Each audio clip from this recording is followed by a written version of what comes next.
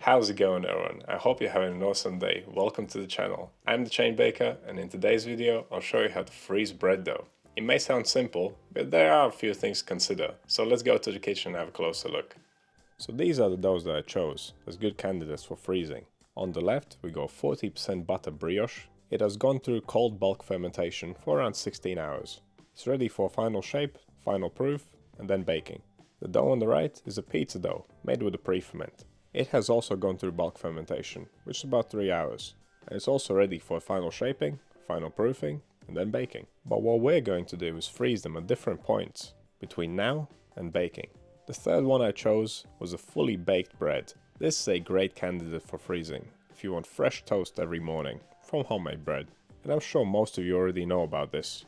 It is by far the easiest, most convenient way to freeze your bread. And I'm sure we are all more curious about the other two. These are the containers that I'm going to use for freezing. You want something with a tight fitting lid. That will avoid that dough getting freezer burn. I used only these small containers and I froze my dough into ready to grab little portions. If you were to make a large batch of dough, then you could freeze it all on a flat tray, covered, and then once it's frozen, pop it all in one big container to save space in the freezer. Now cling film is something that I would not recommend using. It doesn't hold up very well in the freezer and it can break up in little pieces, and you don't want to eat that. Okay, so let's start freezing our dough. We'll begin with the brioche. I had never frozen dough before filming this video, so there was quite a few questions I had.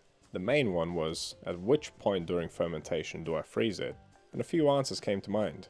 After final shaping, before final proofing. After final proofing, but before baking. Or perhaps half baked. Which would be the most convenient and most effective? And which kind of dough works best with which method? We'll do the brioche in 3 different ways. 2 dough balls each. Like I said, this has gone through bulk fermentation. I don't see any reason freezing dough before this point, because I just can't imagine any benefit to that. In the container I'm going to use a little bit of parchment paper, will make the dough balls easier to handle. So these 2 will go in the freezer right now, before final proofing. I'll leave the next 2 to ferment fully, and we'll freeze them just before they are ready to go in the oven. But the last 2 are going on a baking tray. We'll leave them to fully ferment, and we'll bake them. But we'll only bake them for around 15 minutes until they are fully done internally, but still quite pale on the outside. Then we'll cool them down completely and then freeze them. So with the brioche out the way, let's continue on with the pizza dough. With this, we are going to try 2 methods, although I will make 3 dough balls out of this. The third one I will leave in the freezer for a month and see how it holds up. And then I will report back and write down my findings in the article linked down below. The first 2 dough balls are going in the freezer right now. This is after final shaping, but before final proofing. And this should allow us to take the dough balls out when we need them, leave them to defrost, let them fully ferment, and then use them. But with the final dough ball, I was going to make something even more convenient. I thought, why wait after we defrost them? Why don't we just let this fully ferment, then stretch the dough, ready to be defrosted in a few minutes and accept some toppings and go in the oven. That almost sounds too good to be true. That's what I would call pizza on tap basically, but I guess we'll see how it goes later on. I'll leave this on the side to ferment for another hour or so. Finally, my breakfast toast bread. I've sliced it up and made sure that it's completely cool, and condensation is one thing we need to look out for. Do not freeze warm bread, or warm dough for that matter. With the sliced bread in the freezer, our pizza dough is fully fermented. Now I'm just going to stretch it out as if I was making a pizza, just like normal, but instead of topping it with toppings, I'm just going to pop it in the freezer. By the way, you can find recipes for all the breads used in this video, linked down below on my website. I use that brioche recipe for all my brioche projects. There's about 10 videos on my channel already. And I used this pizza dough originally for a stromboli video.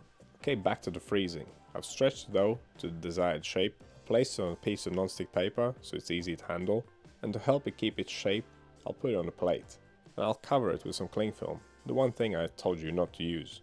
The best thing here would be a round plastic cake box or a crepe box with a lid. You could stack up like 10 pizza dough discs in there if you wanted to. So everything has been frozen except the last 2 sets of brioche. We'll leave these to fully ferment, and they take some time. Well, it takes only 5 seconds for you. It took me around 4 hours. And with that, these 2 can go in the freezer. And these can go right in the oven. I'll bake them for 15 minutes at 150 degrees Celsius with a fan on. And that's 300 Fahrenheit for my American friends. As you can see, the crust is still quite pale.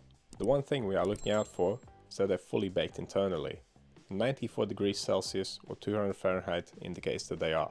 Now it's extremely important to let them cool down completely to avoid any condensation in the box. We don't want any ice formation, because water means sogginess. And these are completely cool. I'll seal them up in a container, and that's the last thing to go in the freezer. I know it's a lot, and I hope you still follow. As you can see, the largest drawer in my freezer is almost full. And that's why I mentioned earlier that you could freeze your dough balls and transfer them all to a bigger container. That would certainly save some space. Right, so it's been a few hours, all of these are frozen solid. Let's just have a quick look at each and see how they are holding up. Starting with the half-baked or par-baked brioche rolls. They seem to be looking fine. There's no ice on them, the crust looks fine, it's not dried out or anything. I'll pop them back in the freezer, we'll bake them later. The two pizza dough balls look fine as well. And one of them is the one I will leave in the freezer for a month and see how it holds up then. And while the first one goes in the freezer, the second one will be left out. We will defrost it, let it fully ferment, then stretch it, top it and bake it. The two brioche dough balls that were frozen out to final shaping but before final proofing will also be left alongside with the pizza dough to defrost. They'll take around the same amount of time, surprisingly enough. Right, so here are the fully fermented brioche dough balls. As we can see, they've become a little bit misshapen. And this is certainly a risk when freezing something that is fully fermented. But let's just leave them to defrost and then bake them. See how they hold up. The sliced toast bread is fully frozen, it's totally solid, but it's easy enough to break off a slice still. If the bread was warm before freezing, then most likely this would have frozen into a solid lump. This one can go back in the freezer for later, because our first bake will be the stretched out pizza dough. And as I said earlier, I was pretty excited about this one. Look at how easy this would be. You take your pizza dough disc out of the freezer, defrost it for around 20 minutes, then top and bake. It would have probably defrosted even quicker if I had not left the plate underneath it. But never mind that. Here we are. 20 minutes have passed, the dough is soft, it's fully defrosted. I chose some very basic toppings, just some tomato sauce, mozzarella and a pinch of oregano, just to not have too much stuff on the pizza. It'll go in a preheated cast iron pan. The oven is set to its highest temperature, 250 degrees Celsius, which is 480 Fahrenheit. So first things first, this took longer to cook than normal.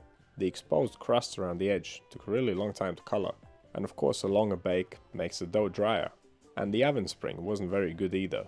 So as far as pizza goes, this method gets a thumbs down.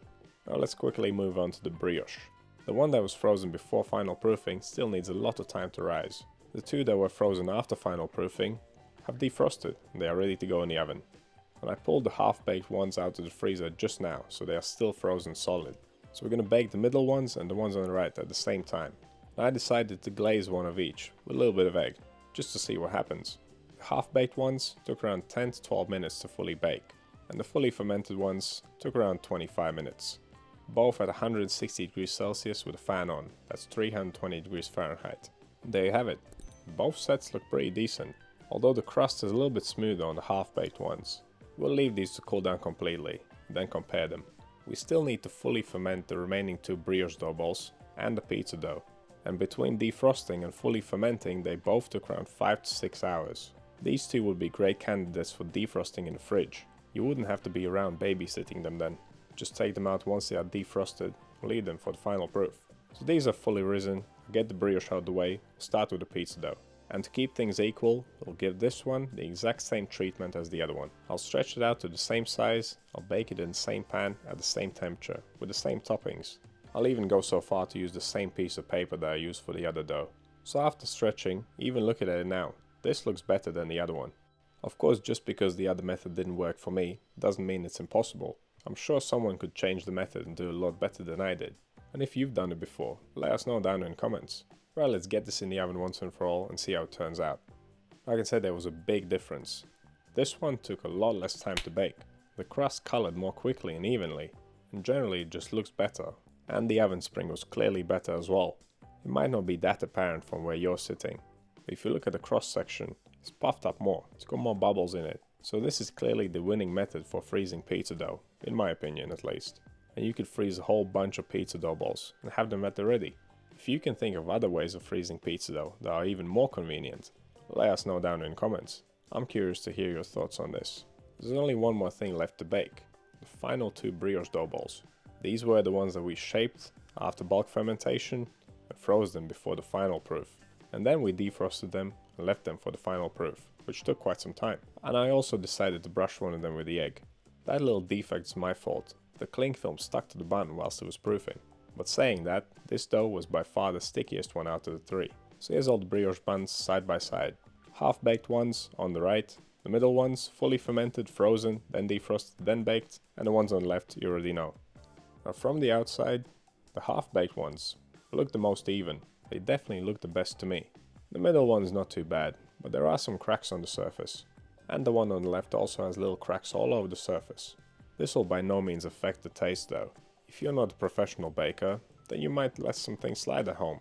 Perhaps the method used to make one of the not so pretty buns is more convenient for you. Perhaps you can adjust it to make them look a little bit better. I would personally choose the one on the right, any day. The method is convenient for me, and they look good. But of course there's one important thing to check, what they look like inside. And now we can see that the one on the right and the one on the left are the better ones. The one on the right has the most even crumb. It looks pretty much perfect to me. The one that was fully fermented and then frozen has got some irregular bubbles around the edge. And if you remember when we pulled them out of the freezer, they were quite misshapen. The freezing process itself could be the cause. Perhaps I could have frozen them a little bit earlier. And finally the one on the left, it looks quite decent on the inside, but the crust is just not right. And they all have very similar texture. So final verdict, when it comes to brioche, I would say freezing it half-baked is the way to go. It's a very easy method and it's quite convenient, especially if you consider that you could have fresh brioche in about 12 minutes. I fully expect someone here stocking up the freezer after seeing this video. There's one more test we need to do, the sliced bread. I mean, there's not much testing. Most of us already know the answer. And I realized that I don't have a toaster at home anymore. But the way this works, you crack off a slice, you pop it in a toaster, it comes out beautifully crunchy on the outside and still moist and fresh in the middle.